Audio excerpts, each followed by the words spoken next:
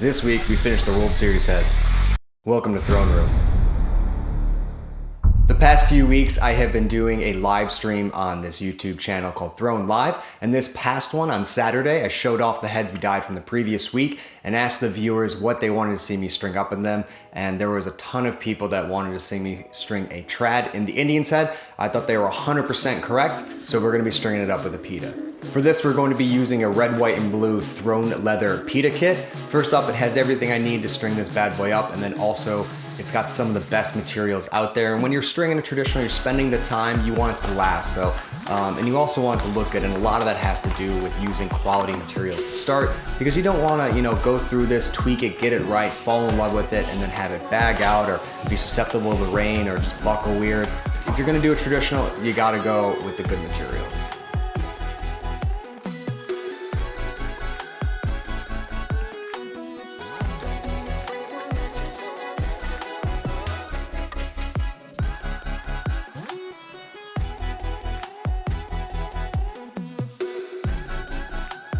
First up on a Pita Pocket is always the center, and it's gonna have some twists which are pretty easy, and then we're gonna be doing some interlocks which are also easy. You just gotta learn them. They're pretty much the basic knot of stringing traditional, and it's the only knot we're gonna use in this entire pocket. Pita Pockets are known for their release, but I want to have a little bit more hold, so we're gonna be doing 5 twists in between each section on the center track, and that will set us up for larger diamonds, which will complement this narrowed center strip, giving us that nice release with a little bit more hold. And when stringing from the back, what we want to do is go underneath the leather, over the top, and through the loop on the other side, and then just pull it down nice and tight, and that will give you the first part of an interlock, and we will finish it up later. I'll show you the second part, but we want to do this all the way down the head. With the center track almost finished, I like to then head out to the sidewalls and string them up, because I have more information now. It's still kind of a guessing game until the pocket is finished, and you can really lock down the positioning and make sure they line up perfect with the diamonds. We want to do one less than what we have in our center track. So we're gonna guess kind of where they go for now. Later we'll probably have to tweak them, but we put them in, throw some chopsticks in, throw a ball in, and we're gonna set our pocket depth and then finish up the center track.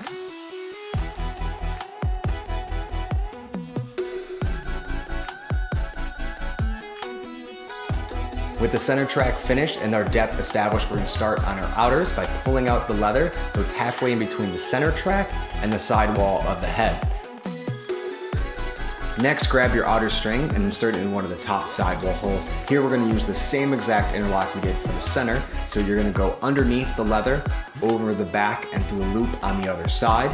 And then when you go over to the sidewall, we're actually gonna change it up and do that in reverse, and we're gonna go over the string, underneath it, and through the loop on the other side. This will allow the string to lay flat and give you the best performance.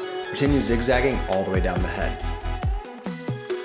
Also, by establishing the center first, we know how many interlocks we need to have on the outer. For this, we use 7 down the middle, and we need 1 less, so we'll have 6 on the outer.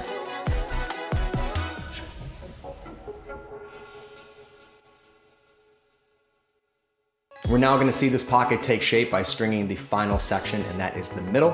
For this, we're going to be linking the center with the outer. I like to put the string in through one of the top sidewall holes, come up through the outer leather and into that middle section. Here, we're going to do the same interlock, but we're going to reverse the first step. So in the middle and the outer, we went underneath the leather. For these sections, we're going to go over the leather through that little hole made from the previous interlock, wrap around the leather, and up through the loop on the other side and pull it tight. And that's for both sides. So just zigzag that same process going all the way down the head, and you'll have a finished Pita Pocket. I really prefer this method because you can really see the pocket take shape and balance it while you're stringing it. It's just much easier to come from the top than from the bottom, especially when it balls in it, and that gives you that nice, defined, beautiful, classic looking traditional pocket.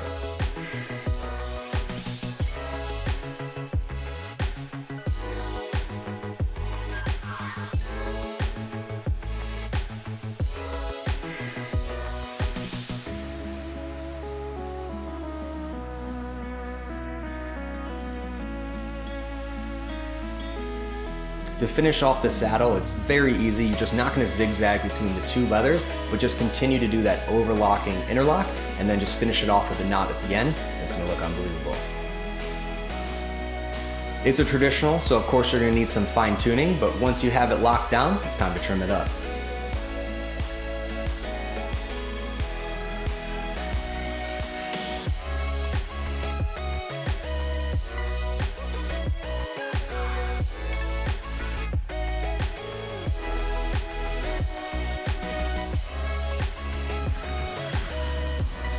With the Indians head finished, it's time to move on to the Cubs one. And during the live stream, everyone was saying I needed to find a piece of Elliott Dream to throw in it. After searching around the studio for a few hours, Chris finally tracked one down, and he's going to string it up while I throw the shooters in the Pita Pocket.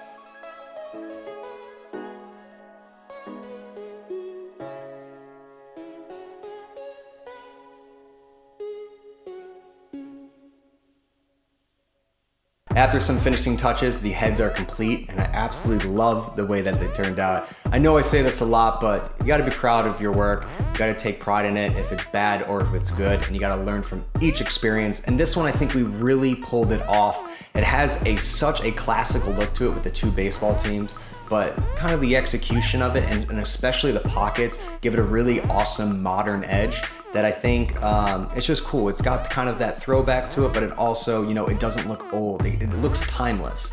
And that's what I think about when I think of these two teams and kind of their looks, and I think of baseball. I just think it's timeless. If you're planning to string a Pita Pocket, I hope this video helps, and be sure to pick up one of our thrown leather Pita kits by hitting the I in the top right hand corner, because when you're stringing something like this, it's really about quality materials and taking your time.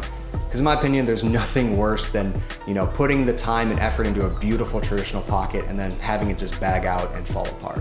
As always, let me know what you think about these heads in the comments below, and if you learned something, please throw the video a like. Be sure to subscribe to Throwing Lacrosse to not miss the next episode, and I'll see you soon in the throwing room.